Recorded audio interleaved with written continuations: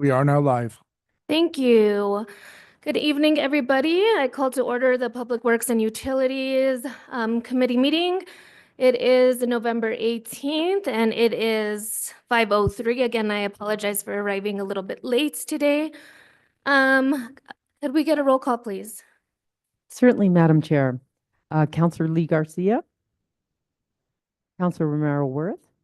Here. Councillor Michael Garcia. Present.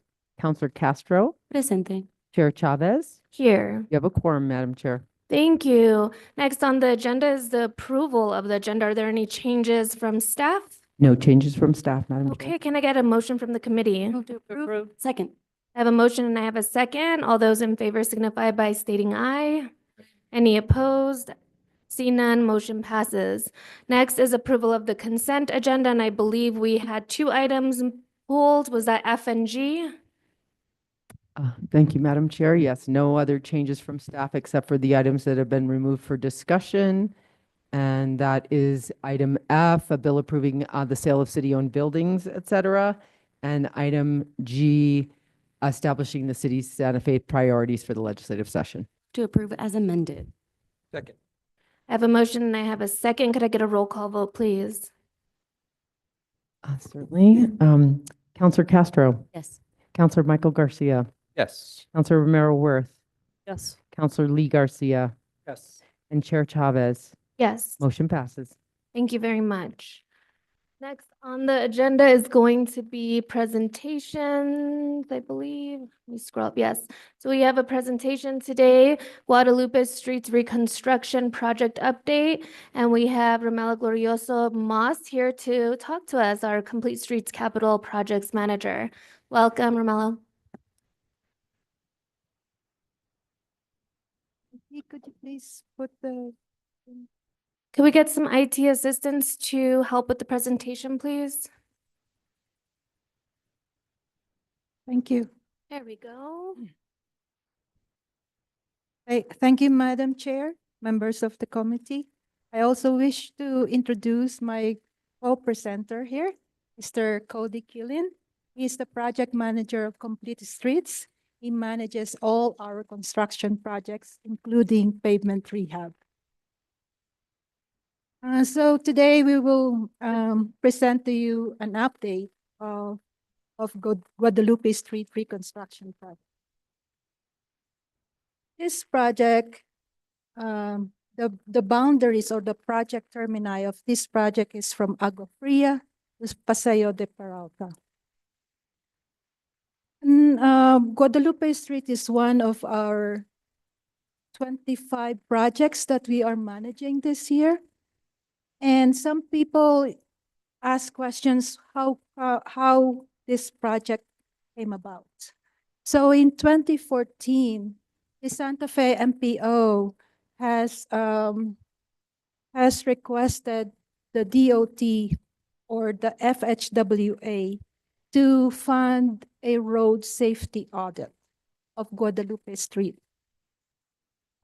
So the safety audit was completed in 2015, and they found out some 10 issues about the Guadalupe Street, and that could be summarized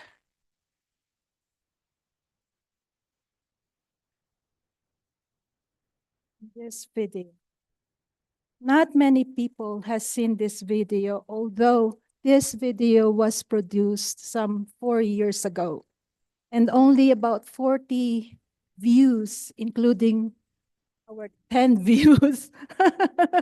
So I wish to present. Guadalupe Street is a very old street. It connects Major through a thoroughfare of the old part of the city. I do think that this project was spawned by the safety issues and complaints the city may have been getting. Also, even though it's a main street, it's difficult to drive, and it's also difficult for the business owners because of the medians block crossing into driveways and accessing some of the businesses easily. Traffic is also a lot faster than it used to be. And I do see lots of people get hit. People on bicycles get hit often. My experience is because of the high traffic volumes and the speed of traffic on that street, it makes it very difficult and even unsafe to ride a bicycle on it.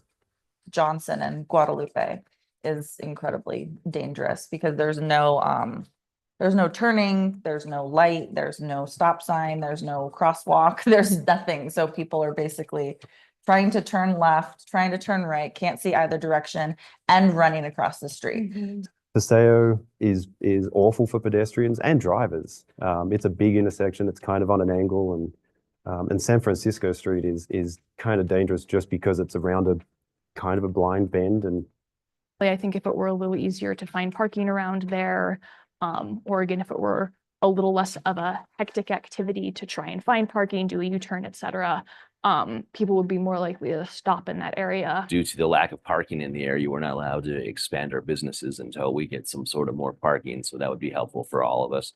Parking is a huge issue in Santa Fe. More parking. More parking would be amazing, and more parking that is not private parking, because I think people get very covenant of their parking spots and it becomes basically a war between people and businesses and the community, and it creates a huge divide in people. Really, like, that's not what Santa Fe is. That's not why people come here. That's not why people move here. It seemed like perfect timing to tackle this. And it's a great street. It connects many businesses, restaurants. You can walk through to the plaza area, to the rail yard.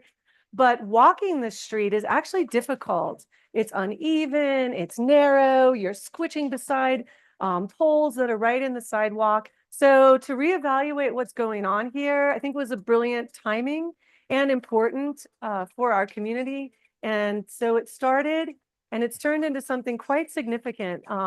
I don't know much about road diets, but the city said it's time for Guadalupe Street to have a road diet.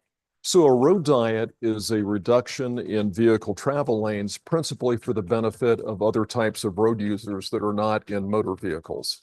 For example, a road diet will provide space for wider sidewalks, for bike lanes and things of that nature. So it's more convenient and safer for people in non-motorized vehicles and pedestrians to use the street. That it makes it also safer for motor vehicles because speeds are reduced. With the road diet, the slower speed, the street design, this will actually benefit the businesses there. Some of the advantages of revitalizing the Guadalupe Street area for the businesses, I think, is it would make them a lot more accessible. So again, as someone who's lives now in cities where you walk to buy the things you'd like, whether it's to go to a grocery store or to go out to eat or to pick up a few things on your way home, I feel like right now we don't really have that. There isn't a district that you can walk to go shopping. And if we opened up that area to make those businesses easy and fun to get to on foot, that would make a huge difference. it's going to draw people from the plaza area out to that area. And there's a lot of good areas off Guadalupe, like Johnson Street, San Francisco Street, and businesses down there. And I think they're going to get some sort of benefit from this project as well. This is our street for our neighborhood, our community, our city.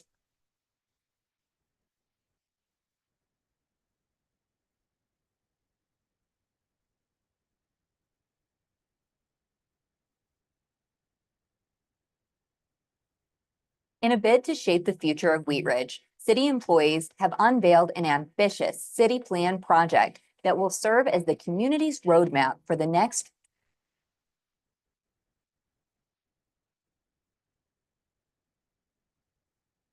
So that explains. So we're addressing all those issues with the construction of this project. So after the RSA was completed, the engineering design started in 2017. The first public meeting held in 2017, and between 2017 until the end of the project design was approved by NMDOT and FHWA, there were 3 public meetings that were conducted for this project. The project was bid out in late, early 2023 and late 2023 because there were no contract funds to bid on the.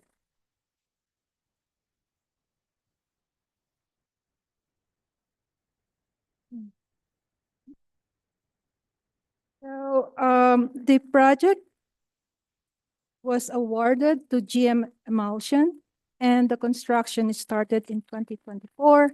And we target to finish or complete the project in the summer of 2020.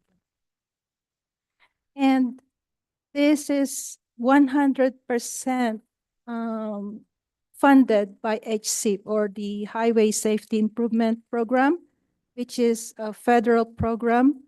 From design to construction, the funding was $11 million. So what are the characteristics of this project? So currently the speed limit on this road is 25. With this project, the posted speed limit will be 20. And as you can see in the graphics, with 20 mph, if there are 10 people who will have an motor vehicle accident, 95% of those people will survive.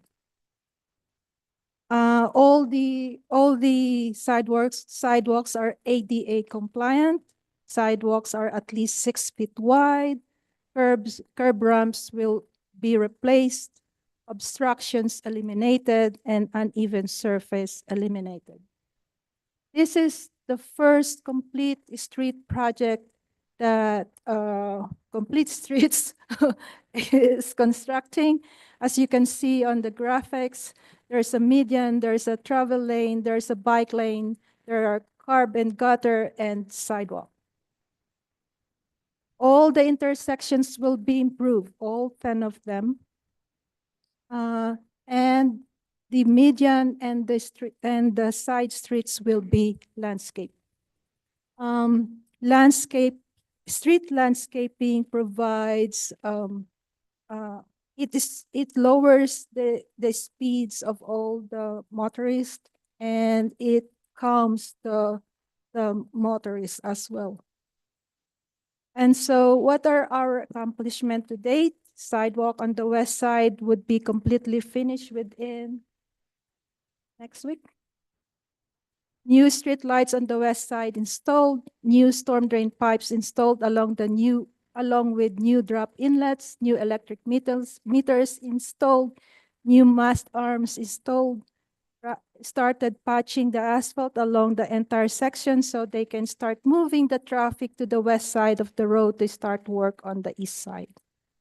So these are some of the pictures before and after. That is your sidewalk before. On the right-hand side is the after.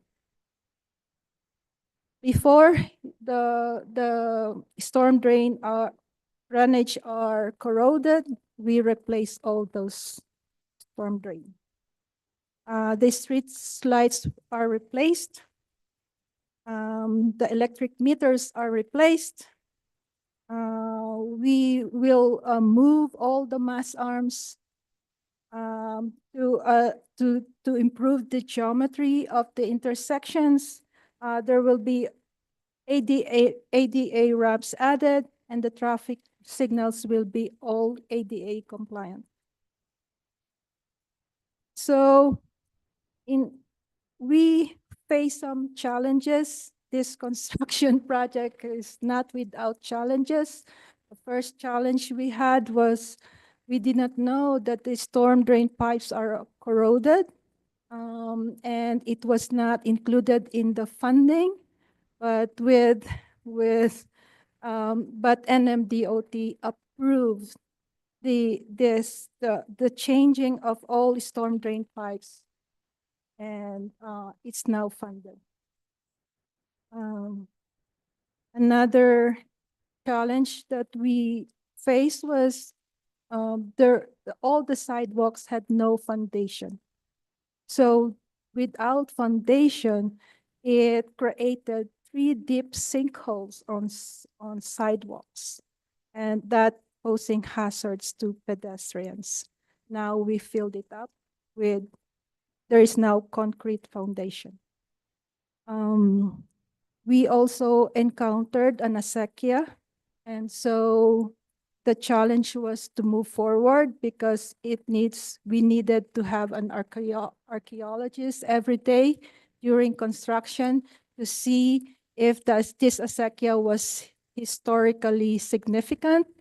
And the state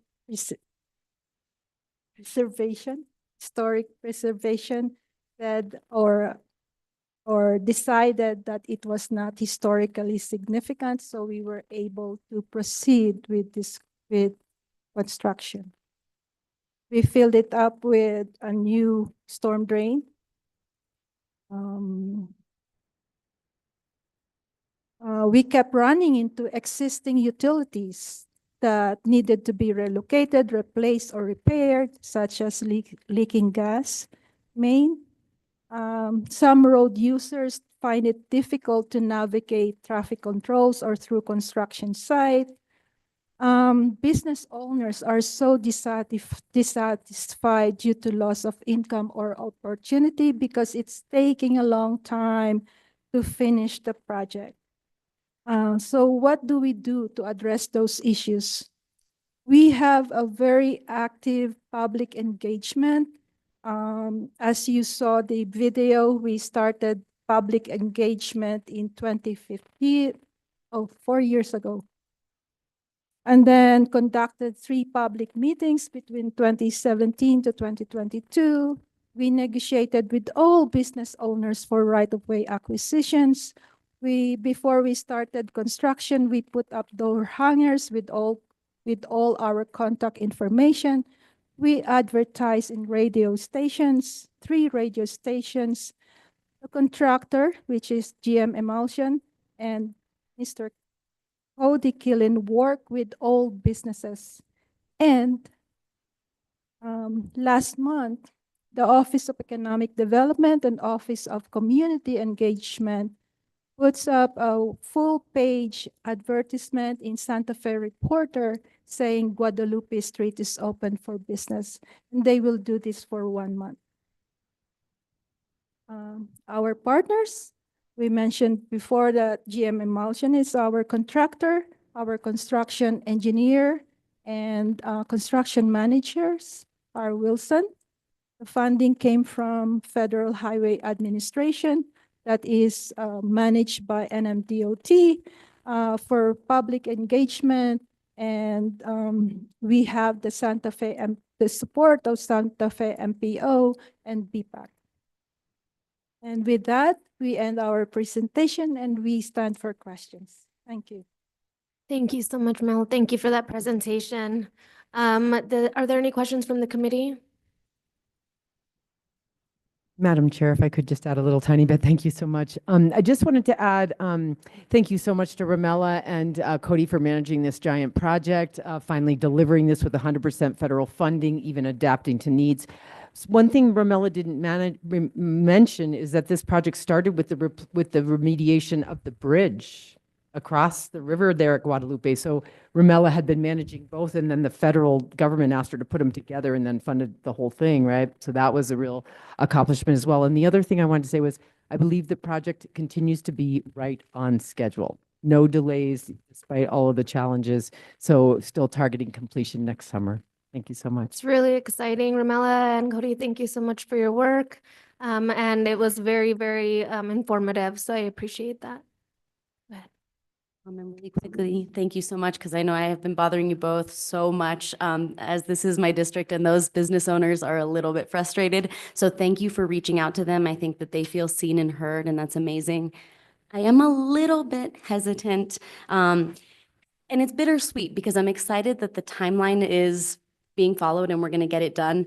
But our traditional waterways and those acequias to me are something that we definitely should be preserving. And so I'd like to see maybe in the future for us to work on a map or some digital way to delineate where these acequias are that we found for some sort of historical project, maybe through the city historian. I don't know that, we want to hold up projects like this. And I want folks to understand there's lots of people in our community that want to preserve some of our traditional building styles, but the flip side, or what we have to negotiate, is those businesses that then don't have access, right? So we needed to put that on the balance. So I'm excited, but I would like to have a conversation in the future. What happens when we do encounter some of these traditional waterways? What happens to our historical knowledge and how we preserve that? And I don't know if you have any comments now, Cody, or we can just talk about that offline. Perfect. So thank you so much for your work, and we will talk about that soon. Thank you so much for being here. I appreciate it. I will say, just so everyone's aware, the presentation is not on our side of PrimeGov. It looks like it is on the public side, but the presentation isn't here, so I don't know what that hiccup is, but if somebody could just look into that, that would be great. Thank you very much. You guys have a good evening. I do need to backtrack on the agenda. I apologize. I missed public comment. Do we have anyone here for public comment this evening? All right, go ahead and make your way to the podium.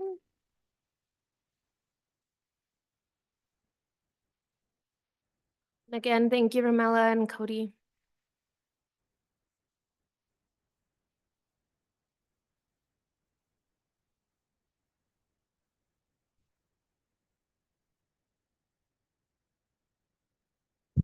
Evening. Timing is everything. My name is Catherine Rivera. I'm a resident of District 1 and a resident of the Guadalupe Street area.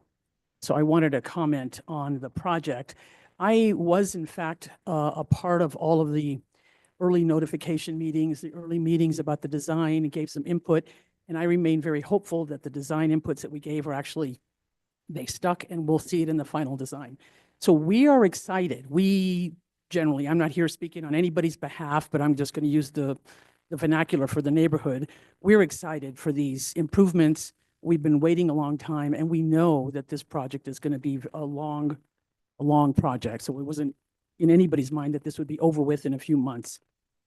What I will offer is just a couple of, I guess, a sense of feedback, understanding that the businesses are struggling and the challenges that they have with access. I just wonder out loud, if can portions of the street be opened as there's evidence that work has been finished? So I don't do these projects. I don't know the ins and outs of them, but it looks like the sidewalk in front of Dinner for Two, for example, has been completed for months, but yet that side of the street remains closed. So I think everyone naturally understands keeping the road closed and allowing access for the construction trucks and folks when there is work being done, but the whole side of the street has remained closed for the entire duration. And I would just offer, if there's a different approach we can take when we move to the east side, that might help some of the businesses. The other thing that I would mention is because I live there and have to drive through it every single day, more than once, and I have had opportunities to speak with the vendors. They, in fact, were frustrated at first. So some of the lessons we learned was there was really not a lot of good signage at the very beginning. I will tell you that as a resident there, we did not have our trash picked up for a couple of weeks. We did not have our recycle picked up for a couple of weeks. And that was because those city trucks could not figure out how to get in there. And again, feedback that even though we do door hangers and doorknobs on the residents or the streets or the businesses that are there, I don't know that that's wide enough. So I would offer the city to think about the utilities, and I would offer the city to think beyond the standard 300 feet notification that includes the residences. But we're excited, and we're looking forward to maybe more input going to the businesses about when are things going to shift? When can they see the light at the end of the tunnel on one way? When can they see the light at the end of the tunnel on the other? Like, for example, I don't know that the businesses are prepared for things to be moving to the east, because now they're going to be impacted. So again, we get the project, we get it's painful. I am not even listing half of the pain that we've gone through, but we get it. I just think there's some lessons learned that we can learn from here. Thank you so much for your comments. Is there anyone else here for public comment tonight? Right, I don't see any, so I'm going to move to our first item that was pulled off of the consent agenda. This is item F, and it was pulled by Councilor Lee Garcia, Michael Garcia. Okay, great. All right, so it's item F, consideration of a bill 2024-19, adoption of ordinance number 2024 to be determined, proposed by Mayor Ellen Weber, a bill approving the sale of city-owned buildings, improvements in 6 parcels located at 1600 St. Michael's Drive within the city and county of Santa Fe, New Mexico, aspect Q OZB LLC, in 3 phases for a total of $5 million. And Daniel Hernandez is here to answer questions. So I will turn it over to those who pulled the item. I don't know who wants to go first. Counselor Michael Garcia, Counselor Lee Garcia handed it to you, so you may start with your questions. Thank you, Madam Chair. I appreciate the yielding the floor. I'm just reading what was just handed to us.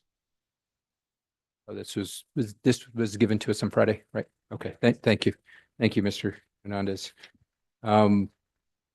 So you've given the presentation on this, and so I guess we'll just dive into questions, and if we need to have more, happy to do so, but Yeah, and go ahead. the developer, Phil Jesue, is here too and has a packet, and or he can show it on the slides as well to get a better idea than what I give to you.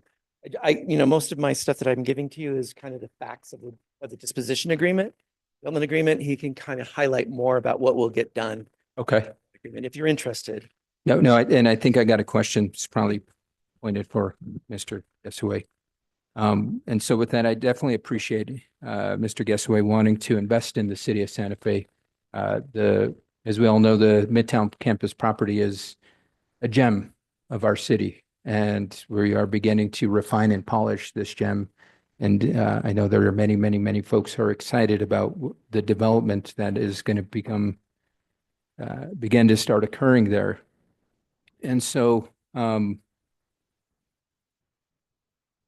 guess first I'll bring forth some concerns I have, which is the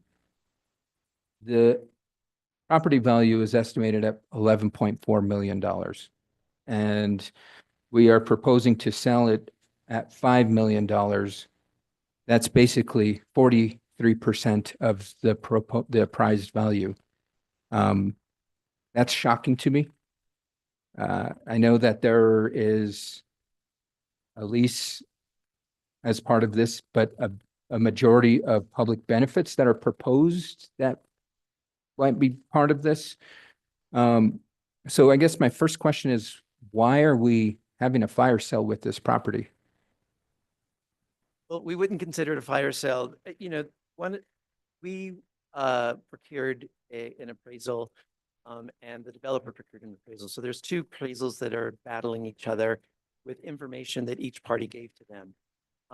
So ours was at 11, the developers was around 4.8. And through Can you restate that 4.8? It was 4.8, yes.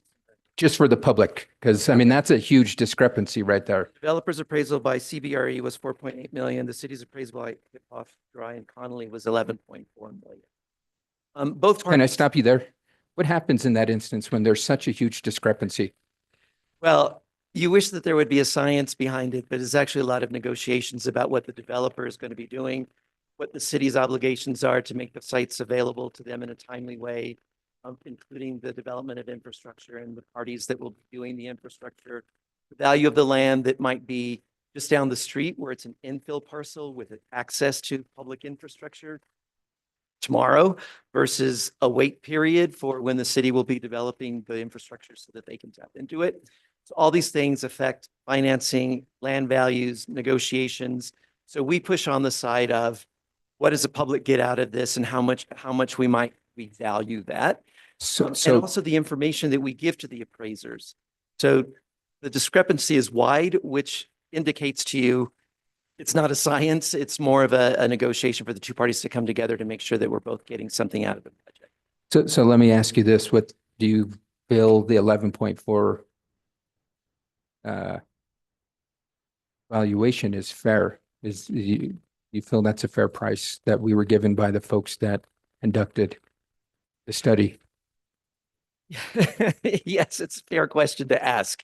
I think with the information that we gave the appraisers, it was an analysis done on a parcel that was developable tomorrow. And if that were the final point of understanding the value of that property, like I said, if it were an infill property and we could value it tomorrow and redevelop it tomorrow, then yes, fair. But because all of the other pieces of the puzzle that have to come together and the obligations that the city have to fulfill, their risks and waiting for the city, our sort of pushing him to give us specific timelines and obligations, it affects the value of the land ultimately. So again, I feel like we fell in the middle somewhere and then we started negotiating public benefits after that. Well, I almost feel like getting a second opinion on an appraisal because that is a huge, I mean, when you're looking at the discrepancy, that's $6 million roughly, right? And that is a huge, huge gap. It's not a couple $100,000. That's huge. And so have we considered getting a second appraisal done? Just because what if a second appraisal comes back and confirms it's more on the $11 million end? I absolutely would not be in favor of selling this for $5 million. At the end of the day, we have to remember this is the public's property. This is the children of our community's future. And if we are selling them short, I'm not going to be in favor of that. So have we considered getting a second appraisal done? I'm going to let Pat speak to it for that. We did actually re-engage our appraiser and gave them the CBRE, and there was a subsequent report and analysis of that. But so again, it was not there's not a science behind it. And we had to continue negotiating between the appraisals and the developer. But the question is, have we considered getting a second appraisal? So that was the second appraisal, the 11.4, I think it's actually the third. What are appraisal. what are the costs then for them coming back? There's a paper in the packet, which is a price. Can you tell me on what page? Because It's a separate attachment in the packet. It's the Madam Chair, it's memo attachment, purchase price consideration, REV-10-28, 2024.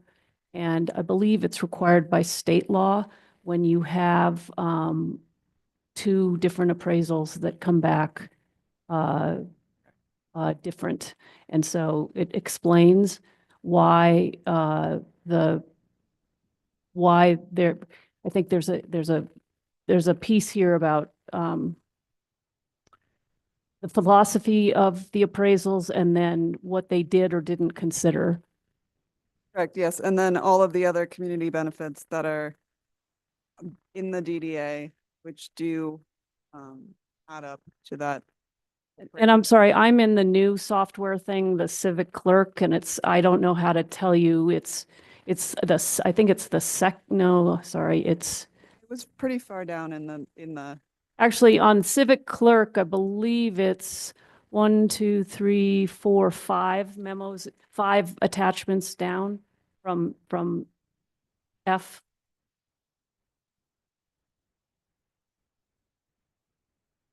I see the attachment.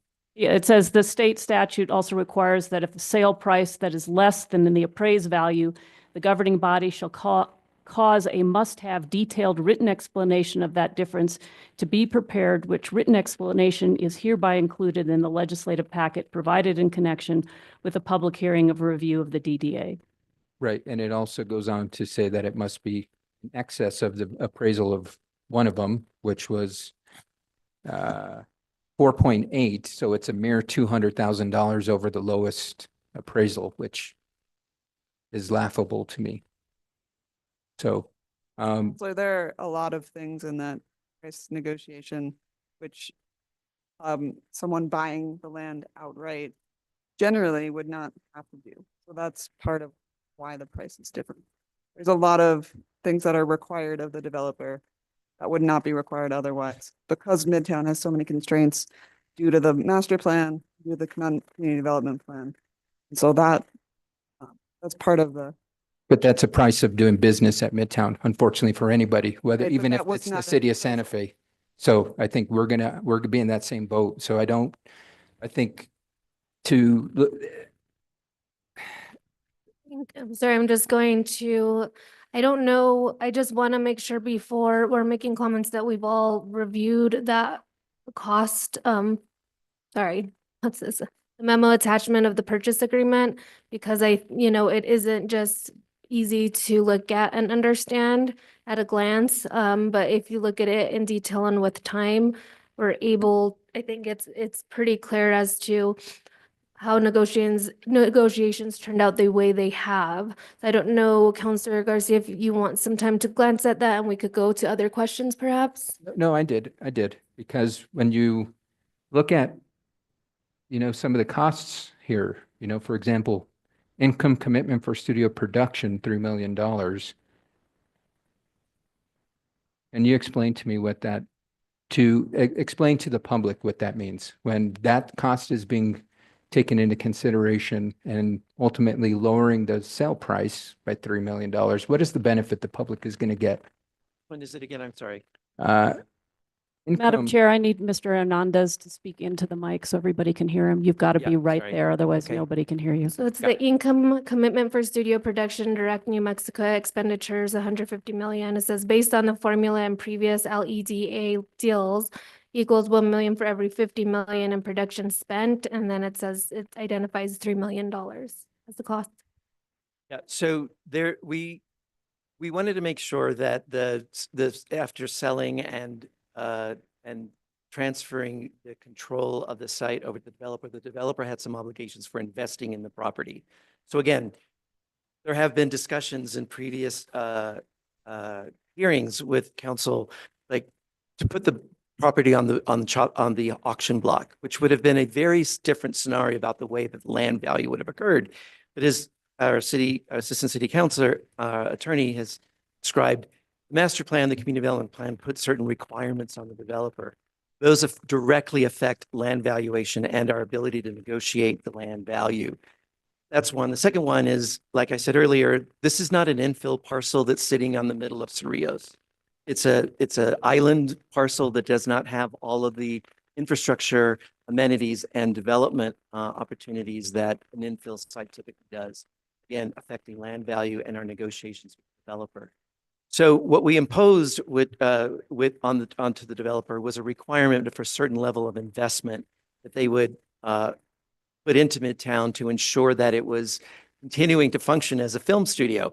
It's in his interest also to make sure, because he's investing in redeveloping the property. So he wants to see film activity there happening too. But I'm going to let him explain a little bit more, because it's a fairly fine detail of the way that the tax program works at the state and the investment requirements is required in order to access those tax. I appreciate that. And if we can get it in the context of how the public is going to benefit, how the public is ultimately going to benefit for $3 million wise, because what's happening with this proposal right here is we're saying we're going to not receive 3 million from the sale, but there's going to be 3 million benefit elsewhere. And I think so to put it in terms of how is the public going to ultimately make up that $3 million? How is it going to impact them? Because when I look at it in the sense of that large amount of money, that could ultimately be the cost of a senior center.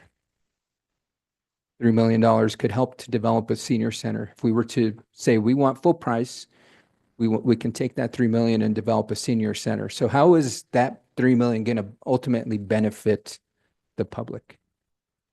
Real quick, if he doesn't say what I want him to say, then I will finish some of the public benefits that I feel like we negotiated really well. And they are directly related to the community development plan, and they're directly related to what we heard during the master planning process of what priorities people wanted to see, particularly coming out of the film redevelopment. But I'm going to let Phil. I was going to just address. Can you asked about? I'm sorry, Madam Chair, he has to speak into the mic.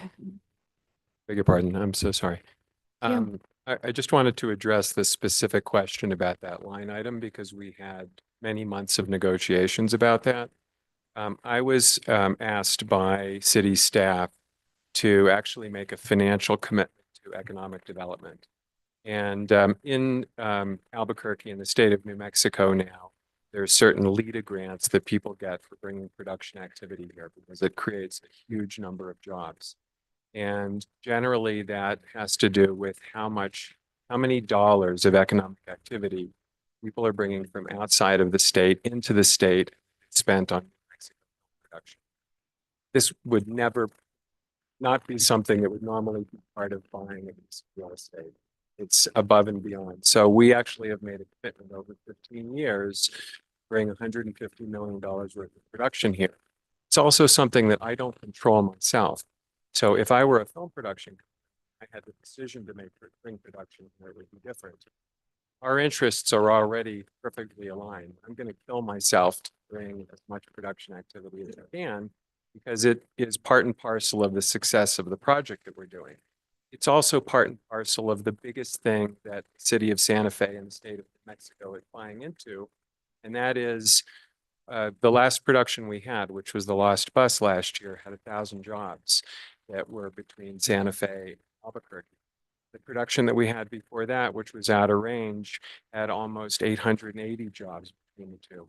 So we made a really big financial commitment, and if we don't hit that financial commitment, we have to pay the city back. And there are a laundry list of items like that in this agreement. Okay, so I still don't understand the benefit. There was mentioned of Economic benefit. It's an economic development benefit, but creation of jobs. You ultimately are making a commitment that you would have to pay back, right? How is the city going to be guaranteed that that $3 million is there? You have a security against the project. You have an agreement against the project. But LEDA funds come from the state of New Mexico, not from the city of Santa Fe. No, they come from me. No, it's not LEDA. It's a structure that is his predecessor and other city staff and council modeled it after LEDA. LEDA in general, you get free money. They give you a grant in exchange for creating a certain number of jobs. So when we came in and said we were going to create the jobs, they said, well, we want a guarantee. This is the guarantee. And the guarantee is if I don't hit these targets, I have to pay $3 million back. And it's secured by the property and all the money that we're going to invest into it. So the city used a formula based on LEDA, just to be clear for everyone. Exactly right. It was modeled after that kind of formula.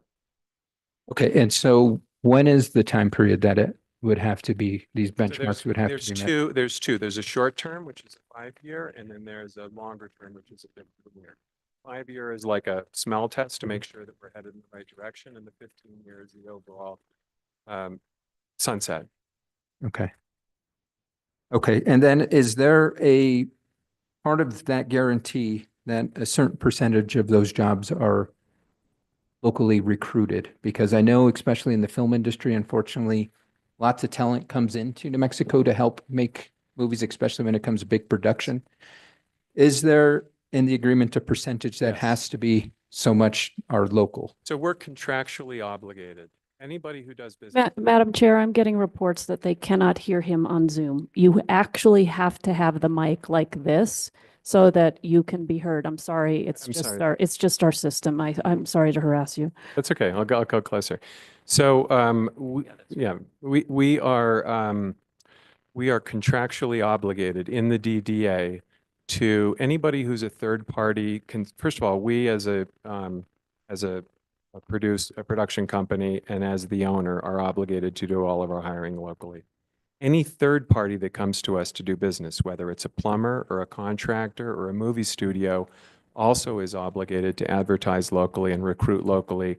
And there's a whole series of people who we're connected to through the Midtown Steering Committee, the advisory board. So we have to go through them, and there are a number of other channels, and it's very specifically listed in the DDA what we have to do. And that's either 20 years or perpetuity. It's a very long period of time that we have that obligation. Okay. I imagine you have other questions, Counselor, but I think everyone else has questions. So can we do a round and then come back to you? Sure, absolutely. All right, thank you so much. And Counselor Lee Garcia, you're another one that communicated pulling this item. So I'll turn it over to you. Thank you, Madam Chair. Thank you for being here for the questions, and obviously very important understand the valuations, and I think that is, it really is important. It's hard for us to foresee really in a hard numbers what really that brings back to us. I mean, obviously we can see what the movie industry has brought to New Mexico in the past 10 to 15 years. And I think it's just starting to unravel, but I was maybe a little confused on this one in regards to, this doesn't have anything to do with the sale or the state property that's being transferred. This is just the student. Okay. So going back to the, and I think the questions that I had in regards to the, what binds you to us in regards to fulfilling your obligations, being that it is at the 5 million, you have the 5-year target and then the 15-year target. Can you just explain a little bit more about how, if you don't hit those targets, which I'm sure you probably will, I mean, it's these the movie industry is moving in droves actually, but how that will work in regards to if you don't hit those targets and what will come back to the city? I'll have to pay you back 3 million. There's basically a pro rata formula. So to the extent that I miss it, let's say I miss it by 10%, I have to pay you back $300,000. If I miss it by 20, it's 600. If I miss it 100%, then I have to pay it back to you in full. And that's, it does extend it over 5 years and 15 years. That's in the. That's correct. Okay, I think that explains for me what I was kind of hearing throughout that conversation. No further questions, Madam Chair. Thank you. And I just want to make sure, Mr. Hernandez, that the information that he's sharing on some of those contractual agreements are in the packet, especially in the next stuff this has, because I think they're good clarifying points. So if it is and we missed it, I keep saying, I didn't see it, but did you see it? I'm not sure it's there, but if it isn't there, if you could add it, please. It's a very long document. I recognize that. And what I'll do after this, Pat and I will work together on identifying the articles within the DDA that are most relevant and pertinent to these discussions right now. But we're both here to verify what everything is saying. And we believe everything. We believe everything, but it's just helpful when we are working with constituents because these items are public. And if there's these key questions that come out, having them kind of pop up on these documents and us being able to easily refer to them is just helpful. So if we're having a hard time locating them, I'd imagine the public would as well. And it seems like there are important points to be highlighted. We'll be happy to do that. Thank you so Great much. idea. Thank you. Okay, Councilor Romero-Ward. Thank you, Madam Chair. So, Mr. Hernandez, you reached out to all the city councilors to allow us to come get a briefing, or for you to come to us to get a briefing on this project so we could get into all the details, all the many memos that are here. I did take advantage of that. And so I want to thank you, first of all, for that time and that outreach. I think it's important when we're looking at these big projects. And I also think you have to remember, we are not developers. We are not, we do not have your expertise. So I want you to color in a little bit what you're saying, because I know you know in your head, but I think it needs a little more meat on the bone. So my understanding, based on the meeting you and I had, is that there were different philosophies in the appraisals, in the two appraisals. Can you speak to that a little bit? Well, I'd love for Phil to give you his perspective as well, the developer. But our perspective was we went in saying, here's the master plan. And of course, we want to see what the highest and best value, or the highest value would be based on the parameters that are set within the master plan. What we had to chip away at over the course of negotiations with the developer was that it was not a ready-made parcel ready for development. And so when you say that, sorry to interrupt you, I'm not a developer. What does that mean? It means that you have infrastructure very clear and available to you to be able to redevelop your site, and you can estimate how much that's going to cost you to And when you say infrastructure, we're talking at Midtown, and that is a perpetual problem for us at Midtown, is the level of horizontal infrastructure that's required in order to even get to a place to do this project, which is going up vertically. So when you're talking about that kind of thing, help us understand. We're talking about roads, we're talking about sewers, we're talking about electricity. What, am All I those- right? What Yes, else? you're Yeah, correct like about all paint the utility- picture for me. And you're also, you're going through a process with city planning always with any large scale development. But there's clarity because of the code, and there's clarity about what the site has to, how the site has to perform from a stormwater management perspective as well, which you, Okay. in your list, that was actually a very important piece of the puzzle at Midtown. Right. So all of that was not clear to the developer walking through the door, and it wasn't always clear to the appraisers when they were doing the appraisal process. And a lot of these things got daylighted as we were negotiating with the developer, so that we understood a little bit from their perspective what it was that was going to make the site developable with ready, all the utility lines, all of the stormwater issues, sewer, et cetera. So again, and the timing for that. And time is money in a developer's mind, and the certainty is around risk is also cost money as well. So those are the pieces of the puzzle we have to negotiate. Okay, so I mean, I think there was a difference in philosophy between the two appraisals, so we have that.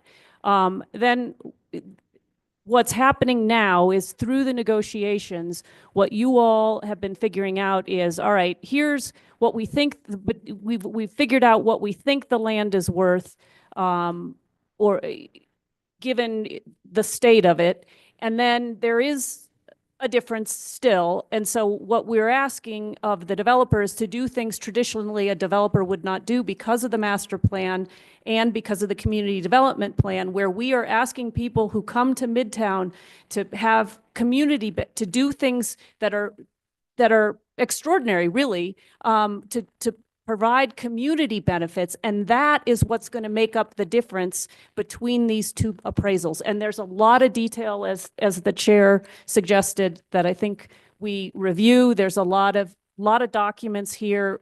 I would encourage my colleagues, if they haven't taken advantage of your offer, I'm sure it's still out there, Yes, of to course. sit down with you and really walk through this, because it is a big project and there are a lot of documents with fine print, and you all have done a lot of work to make sure that the city is getting the value it should for this property. So yes, on its face, you can go, oh my God, 5,000, 11 million, or I mean, 5 million, 11 million, that's enormous, and we're not getting it. But there's a lot of pieces in here that you all have negotiated to make sure that we're getting the value.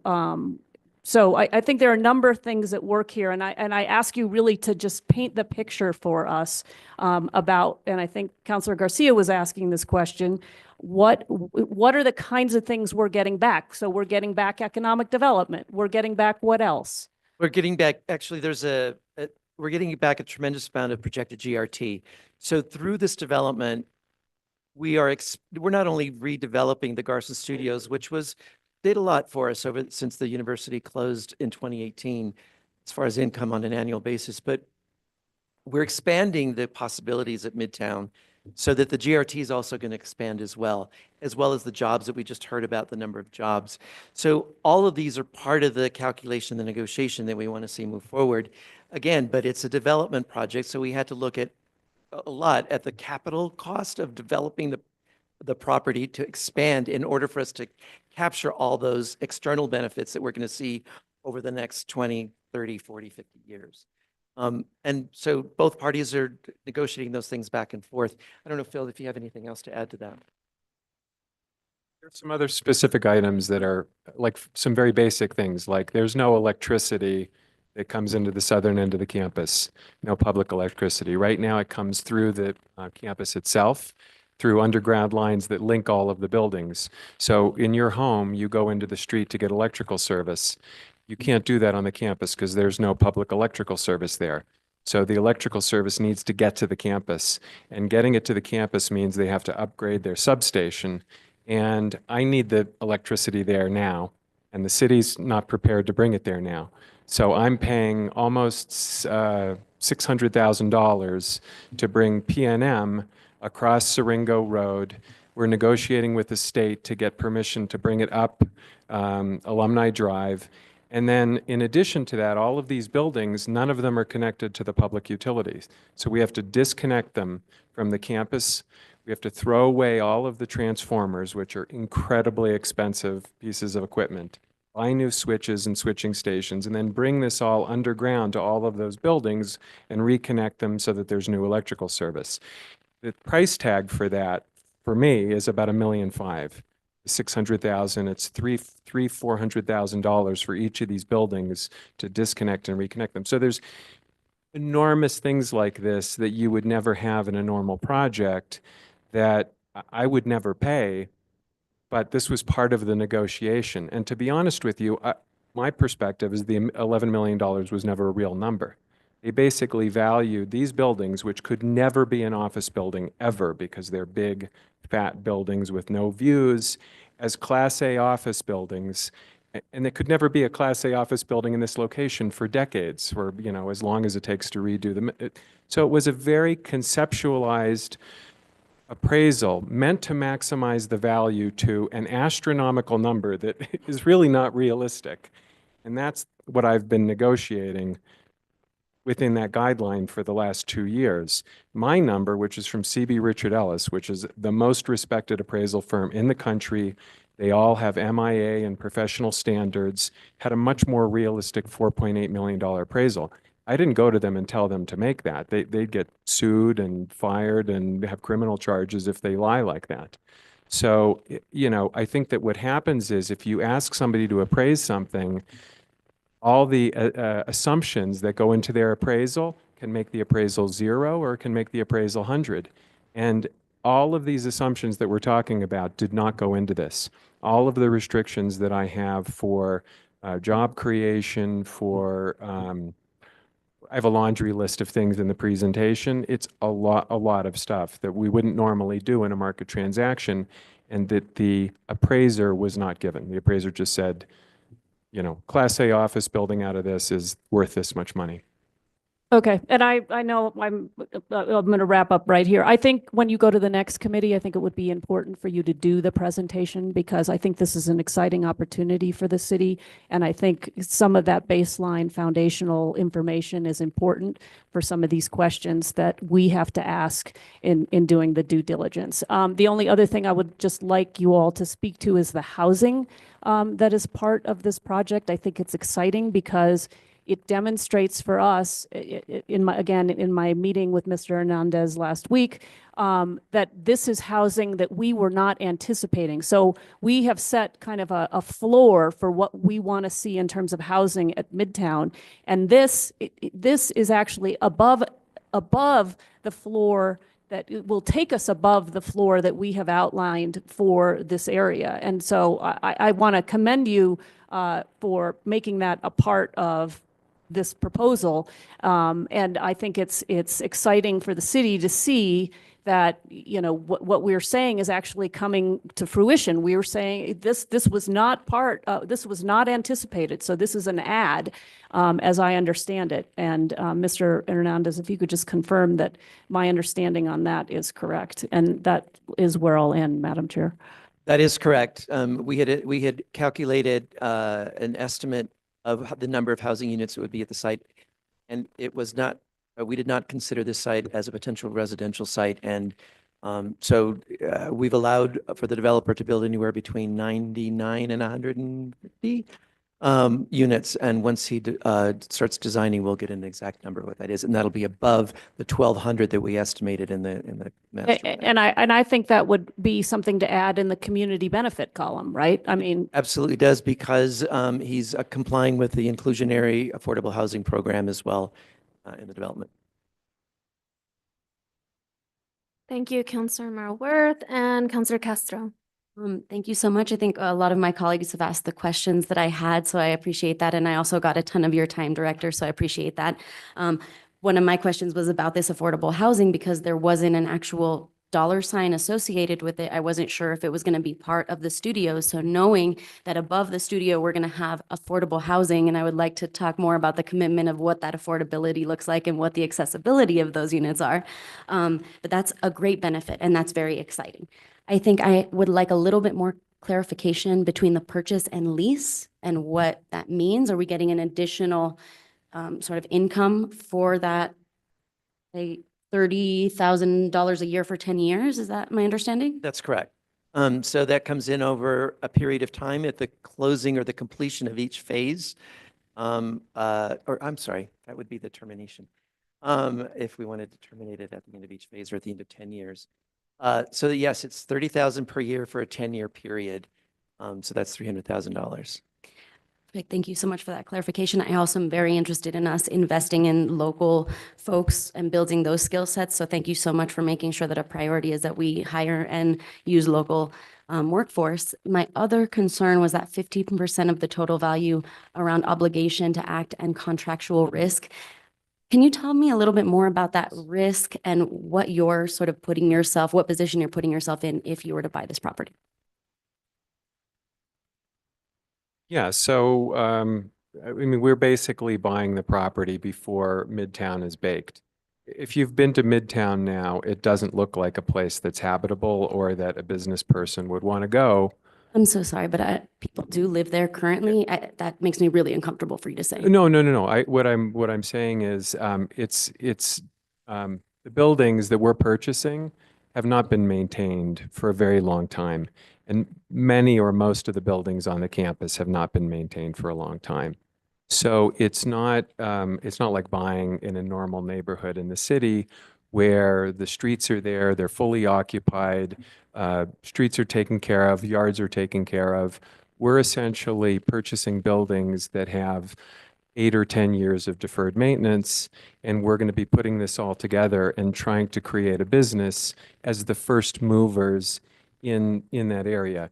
There is a transitional housing there. There is temporary offices that the city's using, but those are not permanent parts of the Midtown Master Plan. And so essentially, we're the first business that will invest major capital in the neighborhood. And so it's a big risk to be the first people to come in and not know how quickly thereafter the neighborhood is going to become occupied and fully developed. So why would you choose this parcel as opposed to something that is ready baked? Because it's an interesting project to me. I mean, I'm an entrepreneur, and part of what I do is try to connect dots and create interesting businesses. It's what I do for a living. And so this parcel, we bought the Schelleberger Tennis Center 2 years ago and converted that into 2 sound stages. And we were pleasantly surprised when we were able to recruit a production that not only produced there, but produced on the rest of the campus as well. And we found that activity, if we did a good job and had a vision for doing something bigger, could maybe be very successful. So this is a continuation of that concept. So that, to my understanding, means that it's sort of a mutual benefit and the risk is a little bit mitigated because you already have a functioning operation next door. No further questions, Chair. Thank you so much. Thank you. Councilor Michael Garcia, you have further questions? Yes, thank you, Madam Chair. So going back to some of the benefits that were outlined, are every one of these benefits contractually obligated, similar to the $3 million we spoke about last time I had questions? Yes, Section 11 of the DDA, it's called Community Benefits, has very detailed terms and provisions for each of these. And the city has the right to default me and to basically take the project away from me if I don't meet those obligations, which is an additional risk. We're going to be investing millions of dollars in this, and yet the city, if we were to make a mistake or weren't successful in doing something, could literally terminate our contract and take the property from us. So you have a lot of teeth in the contract, and we have a lot of obligations in the contract. Okay, thank you for clarifying that. It was spoken about the housing. I think it was stated something like between 99 and 150 units are being proposed. How many, what is the percentage of those that will be affordable? 15%. So you're keeping it at the baseline city 15%. But it's inclusionary. We'll do them on site in the property. We won't have any pay in lieu. So there will be between 15 and 22 affordable homes there, and we'll comply with the city's regulated income limits, which I think are somewhere between 60 and 80%. Okay. Are you aware that our plan has 30% affordable housing, not 15%? So it's not required by law, but we are hoping to see 30% affordable housing be reached at that campus. Actually, that's not by project, that's over the overall campus. I understand, but this is my concern, where if everybody does 15, we're never going to meet We'll the achieve our 30%. 30%. So, The calculation is in the community development plan, and I can point that out to you if and when we meet. okay, sure. Happy to, but I mean, it's always a concern of mine is that if we weren't going to ultimately hold ourselves accountable to making sure that 30% was going to be met, we're not going to meet it. So that's a concern I have. Now, when we get onto the parcels, there's 6 parcels. Were every one of these parcels part of the RFP that were put out? Yes. There was moments, the reason I'm stuttering a little bit is because there was a moment where we were looking beyond the RFP scope, but they are the parcel, the area is the area that was in the RFP. Okay. Yes. Okay. Just want to make sure. To get back to some of the costs and how we're trying to justify the costs being needed by the developer to offset some of the costs where the city reduces sale price, et cetera. We have to remember this is a business deal. And if an individual was going to go buy a vacant piece of land to develop their house, the person purchasing that property does their own due diligence. And if they don't have water, they have to take into consideration the cost of getting water there. If it doesn't have power, they have to take into cost and consideration of getting power there. So my question is to Mr. Hernandez, because I've got some major concerns again around the appraisals. Did Hiphoff, Dry, and Connolly not take that into consideration? What happened? Do we go back to Hiphoff, Dry, and Connolly to say, look, we've got to, and I didn't write down what you had said. The appraisers were not aware. What were the appraisers not aware of that led them to have the evaluation, which could have lowered it? I mean, if that's the case, I would highly recommend that the city get a second appraisal done, because I don't believe Hiphoff, Dry, and Connolly just said, we're saying, well, we're going to value at this, and didn't take many things into consideration. And so I guess the question is, what were Hiphoff, Dry, and Connolly not aware of that led them to the evaluation at over $11 million? So the appraisal was procured at the very beginning of the negotiation process for the city to be able to establish sort of a starting point where we would begin the negotiations with the developer. The negotiations began, as I said previously, we both had perspectives about the value of the property, not only based on the appraisal, but the opportunity to develop it for what we had all anticipated and envisioned in the master plan. The master plan and the community, well, mostly the master plan gave direction and information to the appraisers, but it stopped there.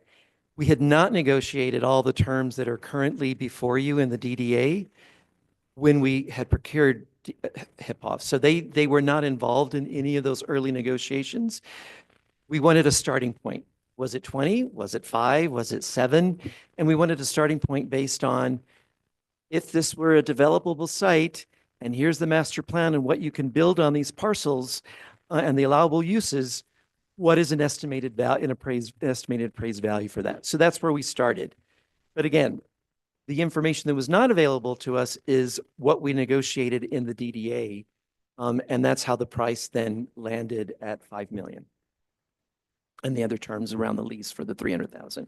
But that's not answering the question of why did they come at the price that they did? Because it was, you had mentioned earlier, the appraisers were not aware of some of the challenges of the property, right? And I took that as Mr. Guest mentioned, electric, whatever it is. I think that is typically done in an appraisal. That, I mean, anybody that's purchased undeveloped land, the price reflects the cost it's going to take to develop it. And so my question is, can we get Hip-Hofstra and Connolly to do an appraisal in real time? Appraisal shouldn't take more than 60 days at most. And we see if that is still the mark, because it might have gone down, it might have gone up. And I think I would feel a lot more confident in getting it and connecting back with Hip-Hofstra Connolly, the individuals we contracted with to get this appraisal done, and say, hey, look, there's a big distinction. Is there a mark you missed? And we can then ultimately see where we land. So my question is, can we do that, Mr. Hernandez? Can you do it? I would say yes. Okay, do it. so Is that's the value of it worth it? Absolutely not. Why not? Because appraisers have a certain range of things that they can look at in order to appraise a piece of property that are not necessarily what the two parties have come to agree to as far as what their obligations are and the risks associated with that. That's not part of, because there's as I was saying earlier, it's not a science to it. It's what both parties agree. That's one. The second one is the reason you do it as appraisers, get an appraisal as a starting point. It is not a finite number that everyone agrees to, whether you're a seller or you're a purchaser, meaning that the most relevant information you can get is what the market will pay for. And the market is telling us information that we pushed back on for the past, 8 months that we had to negotiate with Phil about where the market would land and what his investors and investment felt like what was an appropriate price for them to make the profit they wanted, and for us to get the property redeveloped the way that we had in the master plan.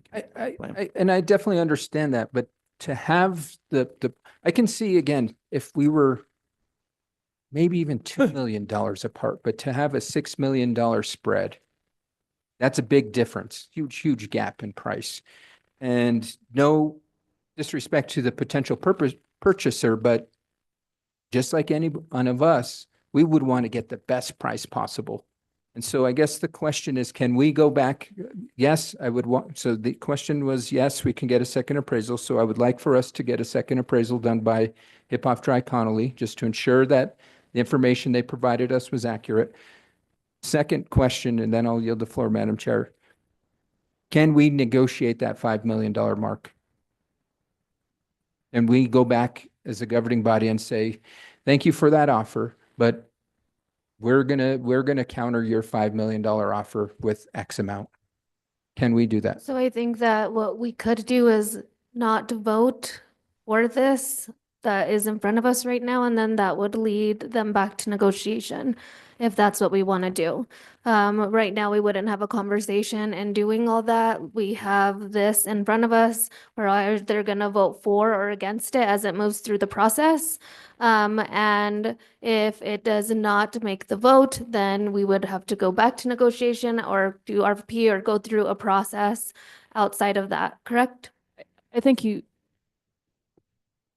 if this committee, I think this committee does not on its own have the ability to stop this. We could move it forward on a vote of no recommendation, or we could pass it, or we could not pass it. It's still moving forward. It's got to go to the full governing body. And I think there's more information that clearly needs to be provided. And I would recommend that you all do the presentation at your next stop, because I don't think we're all at the same knowledge level about this project. Thank you. So like I was saying, it would be the vote for or against as we go through committee that determines the outcome of what takes place. We're all gonna have more information, the better. I think you guys have an understanding of what is needed further as it moves through committee. Did you have any other questions, Councilor Garcia, on that? No, just the question was, and I know the answer is, could we renegotiate that $5 million mark? And just to confirm, that answer is yes, Mr. Hernandez. No, the question that I said yes to is what. No, my question was, Oh, yeah, my question is, could we renegotiate that price? And answer. but I don't know what the typically, process yes, we is. could. And any negotiation price, this is a proposal in front of us. We can go back and counter the proposal. Well, it would be up to both parties being willing to negotiate, and I don't want to put our developer on on the spotlight right now as to whether or not he would do that in a hypothetical situation. So I think the bottom line is, if this, I think us disagreeing with how this is drafted would be, or proposed would be, that it is a no vote for whoever's against it. Those who are would vote yes. And I think that conversation would come after that process. Does that clarify it for you, Councilor Garcia? Just have a few comments if you yield the floor. Yeah. All right, great. So my comments, I think that we've had a lot of conversations around awkward over here. We've had a lot of conversations around Midtown, and ultimately the developmental world is very expensive and it's a process. It is not easy to find a developer that is flexible. And I think through the Midtown conversation, we've highlighted that and emphasized it, how we're really gonna have to form positive relationships with the developers we work with through the Midtown process to meet the community development plan, right? We have a community need, we had the voice of the community, and unfortunately, not every single developer that we come across is going to be willing to negotiate with us to have the flexibility to make this property serve the community like we've committed to. And I think every person on the governing body is very committed to making sure that we do not let down our constituents and our communities, especially with this project, which has just been a long process of community engagement, and we've really reached out to the community. We wanted to hear their voice. We wanted to hear what they want. And so I appreciate, and I know it's very hard to understand, and so any clarity to the agreement and the cost would be helpful, but I think it's very clear that we see the flexibility in this, and still with the flexibility, there is a lot of expectations on the developer, and I want to clarify that. I know that we see the difference in both appraisals, but I think when you really dive into the community development plan and you dive into how we will have benefit long-term to the community, you kind of see why we are settled, or why it was settled where it was in negotiations. And I always just go back to that. I know that when we first started conversations and we looked at what the community really wanted, it's not easy to find a developer that's just willing to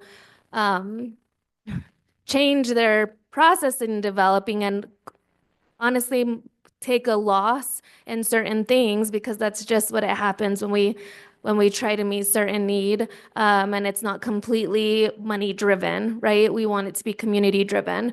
And so I think there are a lot of questions to be answered, but I also want to say that our relationships with developers is what's going to be key for our success on this property. And so I just encourage all of us to really have a clear understanding of the long-term benefits of what's proposed in front of us. We take a very close examination of what the document that was handed to us says, how the community will benefit, and looking at the community development plan to see what we're fulfilling in that, and just have a very, very clear understanding. We could go higher in price, but I'm not even sure other developers would be interested if that's the case, because of how unique this property is and just how far from a finished project altogether we are. So someone taking the lead and starting the process, not knowing how the rest of it will go, not knowing who's going to jump on that train with us, which we hope you do, because our community we could really create magic with Midtown, which is exciting. But I think there's a lot to keep in mind. And yes, numbers are very important, but with Midtown, the community voice is more so. And I think when we have a clear understanding of benefits, and I hope that that could just be highlighted as clearly as possible as we continue this discussion through committee, that we really pay attention to the benefits and the long-term benefits and the fact that this is going to not only be the start, but potentially encourage a start for development. Okay, and that's a big piece that I didn't hear a lot tonight on, is like, we want a good starting point. We want something that almost serves as bait to get other people to say, wow, this looks really interesting. This is somewhere where I want to be a part of this. I want to, just like I said, create some magic in a community. And I think this is a good starting point. I think it's new. I think that, I just looked at an article in the New Mexican, and there were a lot of comments of people saying, this is really interesting. There is excitement, and if we have excitement already amongst community members like that, then we're going to have excitement amongst developers. And so there's a lot of things to consider other than numbers. So I just ask that our community, my colleagues up here, really take some time before our next committee discussion and before governing body to look at all those benefits and to bring questions to you all for really clarifying questions and detailed information as needed. Because to me, with a good understanding, it makes sense. But it's not an easy understanding to have. So I think with the questions that we had this evening, the comments we've made, I think you guys are probably very clear on the direction you need to go in, what you need to bring to us. But I think, like I said, this is great bait to bring other developers to be part of the magic of Midtown. So that is my opinion. So yes, go ahead. Had one last question. Mr. Hernandez, how much do we lease Garson Studios for right now? Say that again? How much do we lease Garson Studios for? What is the lease? I don't have that information available to me right now, but I can get it to you. Oh, you might, because he's been working with Claudio for a while now. $0 when it's vacant. You pay the up. Okay, but that's not the question. How much, I guess the revenue is, maybe it's It's a better zero. for- It's a zero. Today it's $0 and it's been $0 for the last several months, and there's no. So when you lease it, if somebody comes in and they lease it, upon occupancy, it's I think it's $2 or $1.50 a square foot for the stage space, and I think it's $1 a square foot for the office space, but it's occupancy based, and you pay the upkeep, and you don't get real estate taxes. Mr. Hernandez, you can get us the numbers for the overall per year revenue that's been generated for the lease back going. You let's want just- revenue and you want operating, is that right? Yeah, how much lease is made off of that facility alone, just because that's the main facility that's being utilized? If we can look at that, let's just say for the last 7 I've years. seen it. It's available. I just don't have it in my head. Oh, so- okay. And I'm just trying to think, because I think SFUAD was there around 20 till about 2018 or 17. 18. So 7's a good number. We have the numbers. Okay. Public Works, the Facilities Department, just keep. And we have that. Okay, thank you, Mr. Hernandez. I appreciate that. Thank you. And I just want to check in with Counselor Garcia because I just remembered that he was trying to say something and I put sorry, Counselor Garcia, do you have anything to say? Just, I see the potential in this area, and I do commend you for taking the huge risk and going forth. When I'm looking at that site map, I mean, there's obviously the Garson Studios. There's 1, 2, 3, 4 parcels that are kind of together, and then there's one that's outlined that's a little bit farther out. What is that parcel? So the vacant parcel that's next to HEC, is that what you mean? I'm looking at the subject photographs in the appraisal. It says February 23. You mean Benildus Hall? Maybe so, yes. So Benildus Hall is the former music school building. Yes. And that has just been used, it's really necessary to be used as kind of like office and production support space. There's not quite enough in Garson to support the shows that come. So that's historically been used for that, and that's what that site's used for. Thank you. One last thing, I just did a quick calculation in regards to the total amount of acreage. It's about 11 acres more or less. So if you take the 5 million divided by 11 acres, you're at about 451,000 an acre. Is that consistent? And I know that this is, you're gonna have costs for demolition, you're gonna have costs for creating things. What is, other than your obligation of redeveloping each of these parcels, what is your cost of putting in infrastructure that the city is requiring? Do you know what that is? Just the electric is $1.5 million. We have a list of all the other infrastructure costs in our development budget, but the first thing we need to do just to make these the same as a normal municipal property is $1.5 million for electric. Just electric. Are you having to do any roads and, sometimes roads are created? We're paying for the roads in front of the properties that we're developing, the new construction roads. So we're paying for the roads in front of an adjacent property. We'll pay for the roads in front of the new studios that we're developing there in phase 3. And we're redeveloping separately the perimeter road that goes around the Schelleberger. And just again, going back to, and I'll just make this quick. I mean, if you take a look at other commercial properties, and I'm just going to make a comparison to some that are on the south end of town. I mean, you've got 1.8 acres selling for 1.3 million. And so in the comparison of per acre costs, I think we could do a little bit better from the city's perspective. That's just where I'm coming from. I know that you're going to have a lot of costs, and as a business person, you're going to weigh those out.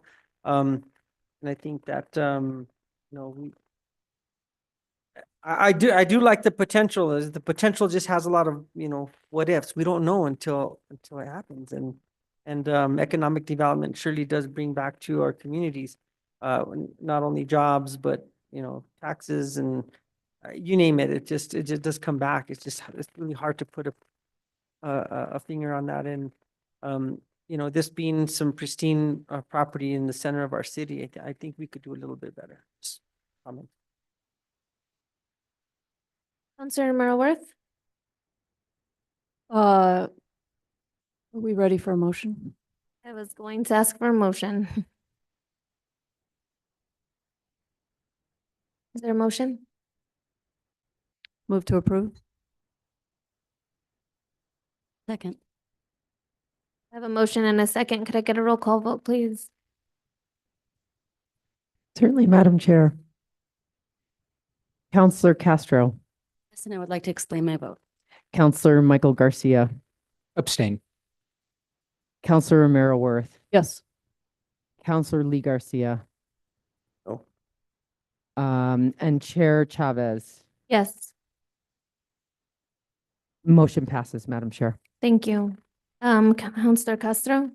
Yes, so I do want to say that I voted yes based on this being Public Works and Utilities. The next stop is going to be Quality of Life, where we will talk a little bit more about that affordable housing situation. And I think all of us on this dais would love to see more affordable housing as opposed to less. So thank you so much. Thank you, Councilor Castro. Our next item, and I'm going to introduce it in just a moment, but I do want to let the committee know that I have an appointment at 7 o'clock on the south side of town for my son. So I will be turning it over to Councilor Merrill-Worth in about 5 minutes.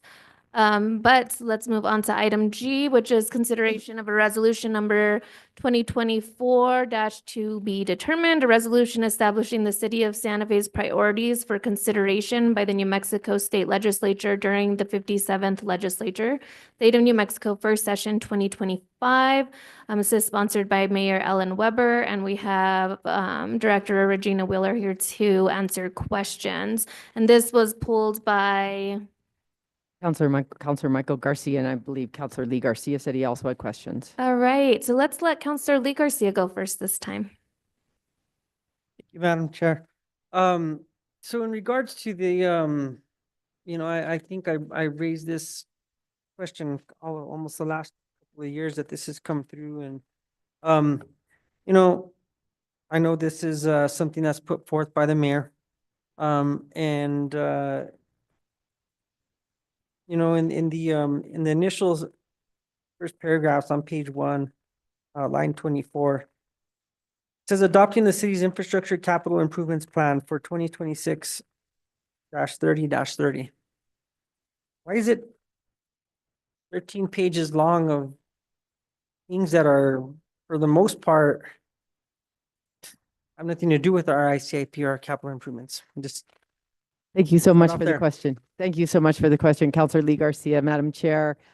This is actually the city's legislative priorities. So it contains actually 2 big buckets. This resolution is for both the capital priorities as well as the policy priorities for the city. And the resolution is a very important agreement by the governing body to say, yes, these are the city of Santa Fe's priorities that authorizes our lobbyist to support those issues, because otherwise, without a consensus from the governing body, the city's position isn't known. So it's a very important document going into the legislature where the city has established its priorities, and that authorizes our legal representatives to act on behalf of getting those priorities accomplished.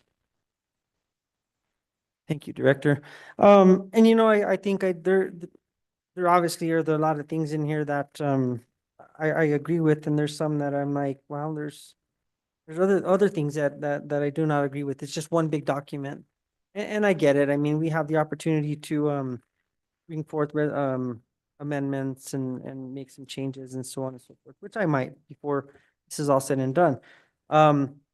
I do have a big question in regards to, and I know that we had already previously approved our top 5 asks, but I think in the past, our Fire Station 2, we had asked for quite often in the last couple of years. Where are we with that project?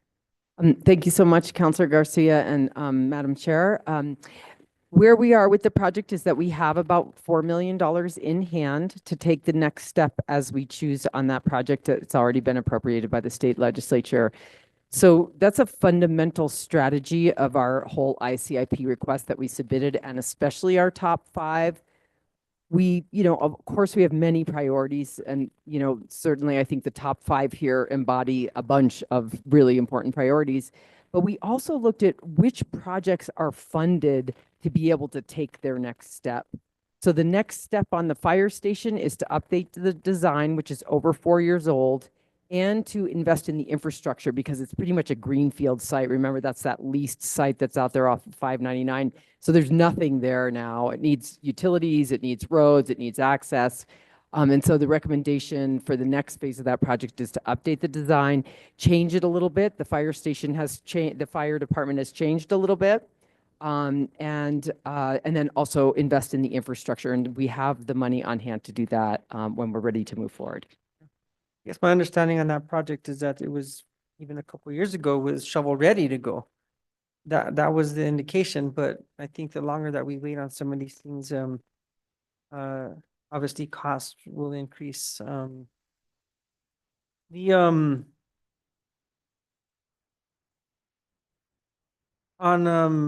the and this may go toward Director Dupuy because we're asking for 4.5 million for the is it 4.5? Yeah, Paso Real water reclamation facility. What is that going to go towards? Excuse me, if I could start on that. I just wanted to, so I have the ICIP request that we submitted to the state of New Mexico, and that is the attachment to the resolution that the governing body adopted. So it shows the top 5, and I wanted to do a little orientation because it is a little complicated, and this will be, and then Director Dupuy, of course, could take it away from here. But what you'll see on each project is the very first row of numbers, column of numbers after the name of the project is the amount of money that we have on hand, funded to date. See that, the first column of numbers. The very next column of numbers is the number that the staff believes they need to encumber in the next fiscal year. So it's like, we're about to take a step on this project, say, we're going into design, we need all the money for design to encumber that purchase order and keep the project moving, or we're going into construction and that's what we need. So for instance, on the airport, we have $2 million, that's the design money. And we expect in late 2025, which is the beginning of fiscal year 26, to issue a construction award. So we'll need $10 million or more at that point. So that's how you interpret that. And so what we asked the legislature for was exactly this 2026 amount that we plan to encumber at that moment. Because we had asked in the past for like the total project amount, and the number is just too big, and it's not, but this is a real number that we need to keep the project moving. And so that's our orientation about that, where that number comes from. What we would do with it, I can leave Director Dupuy to answer that. Thank you. Yeah, just quick, I guess. I mean, I know we have a lot of stuff going on over there. And that really comes back to public utilities. We were requested to really consider what the likely amount that would be spent is. So like the drawdown schedule. And so that is comprised of numerous projects that we've anticipated, portions of which will be spent as fast as we are able. And we've worked with our financial consultant, FCS. You know, they do our rate studies and planning for future needs, each of which take into consideration what amount you'll spend at what year in time for every project. And so I'd have to research what specifically each portion, 4.5, is made up from in terms of component anticipated projects. But that was the request. And so we just went to our financial analysis, wanted to make sure that it matched what we were saying publicly. We do update it regularly. Things change given the results of certain progress at the wastewater facility and what we find to be needed or what has been completed. So it's a moving target, but this is referencing our existing financial plan. Thank you. And again, I think that I appreciate the explanation of what you're going after. I do recall that we asked for 83 million or something last year, and it's like, okay. And so, and I do understand the process of the state legislature and what each and every one has in their priorities and what they're able to get. And so, those were just a few of just my first initial concerns and comments in regards to this. And I know that we do have to put something forward and ask for and ask, because if you don't ask, you don't get. So with that, I'll yield the floor. I'll allow other councilors to ask questions. Thank you. Councilor Michael Garcia. Thank you, Madam Chair. No questions. I just have an amendment that I would like to move forward. So my amendment is proposing to add 2 new be it further resolved sections. One states, be it further resolved that the governing body endorses legislation and funding that supports the rights of the disability community, that advances disability access in public spaces, and that allows for individuals to live, work, and pursue their dreams free from discrimination and prejudice. Also adds, be it further resolved that the governing body endorses legislation for paid family and medical leave in support of providing care for new children and or ill family members. Is there a second? Second. Motion and a second to adopt this amendment. Is there discussion on the amendment? Seeing none, can we get a roll call, please? Certainly, Madam Chair. Can I ask, is that amendment B or A? B. B. Thank you so much. Councilor Lee Garcia. No, and I'll explain why I say no. Councilor Romero Worth. Yes. Councilor Michael Garcia. Yes. Councilor Castro. An emphatic yes. Motion passes. Councilor Garcia. Yeah, I got it. Councilor Lee Garcia to explain his vote. Thank you. While in concept, I do support both of these 2 pieces of this amendment. I did follow the paid family medical leave closely last year, and I think there's a lot of work that needs to be done to protect small businesses, because I think it's very difficult as a small business. Hard to be mandated on the one hand to pay somebody when they're not there. On the other hand, you're not mandated on how you make the money to make that payment. And so I think that's part of the area that I have a hard part with on that. And I would love to see some sort of collaboration between the small business community and how that would work. So that's just my comment, and that's why I didn't support this. Thank you. Thank you. We are back on discussion of the bill. I actually would like to move Amendment A. And it does three things. It removes the word any out of a number of different now therefore be it resolved clauses. I think we can say broadly that we support a particular subject, but I don't think we can say any legislation because I think case in point being Councilor Lee Garcia's point about paid family and medical leave. While you may support that, there are certain things that you might want to see in order to completely support it. So my example actually had been broadband. I think we all support broadband, but whether any particular piece of legislation is something we can actually support, the devil's kind of in the details. So I'm removing any because I think we've got to really look at the legislation itself. There is some language that was, apparently it's historical language about the ICIP list, projects that were indirectly or directly on it. I don't know what that means to be indirectly on the ICIP list. And so the wording was redone so that it's very clear, and I think it's actually a requirement. The legislature can't fund things that aren't on the ICIP list. And then the third thing relates to interpretive language around dangerousness and harm. I believe that has to do with the hot topic at the legislature about, I'm forgetting the right words, but who we detain and why and that process.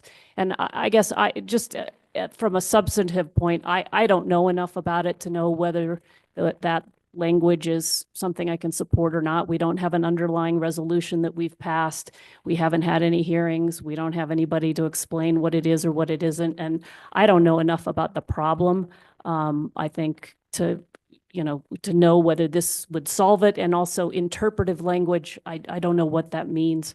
So I'm striking that language just because I feel like I at least don't feel like I know enough to know whether I can support that or not. So that Amendment B does those three things. I'm sorry? Amendment A, yes. And I would move that. Is there a second? We have a motion and a second. Is there further discussion on this amendment? Seeing none, can we get a roll call, please, on Amendment A? Yes, Madam Chair. Councilor Castro. Councilor Michael Garcia. Yes. Councilor Romero Worth. Yes. Councilor Lee Garcia. Yes. Motion passes. Okay, and is there further discussion on this overall resolution itself? Move to approve as amended. Okay, and is there a second? Second. We have a motion and a second to approve this resolution. Can we get is there any further discussion? Seeing none, can we get a roll call, please? Certainly, Madam Chair. Councilor Lee Garcia. Yes. Councilor Romero Worth. Yes. Councilor Michael Garcia. Yes. Councilor Castro. Motion passes. Thank you. All right, I believe, just going back to our agenda, I'm still getting used to this new software, so bear with us. Those were the two items that had been pulled from consent. I guess where it matters from staff, correct? Matters from staff. Thank you, Madam Chair. No matters from Public Works at this time. Just an update from Public Utilities. We had a wastewater master plan update scheduled for the coming Public Works, Public Utilities meeting. And that will have to be postponed because our consultant is on an airplane during that period. Tried to negotiate, say, hey, well, you can do it from afar. Wrote in, he's like, well, I'm on a plane that exact moment. So we'll push it out one additional meeting and apologize for that. Thank you. Matters from the committee. Our next meeting, I'm not even sure. Oh, there it is, Monday, November 18th. And with that, we're adjourned. Thank you, everyone.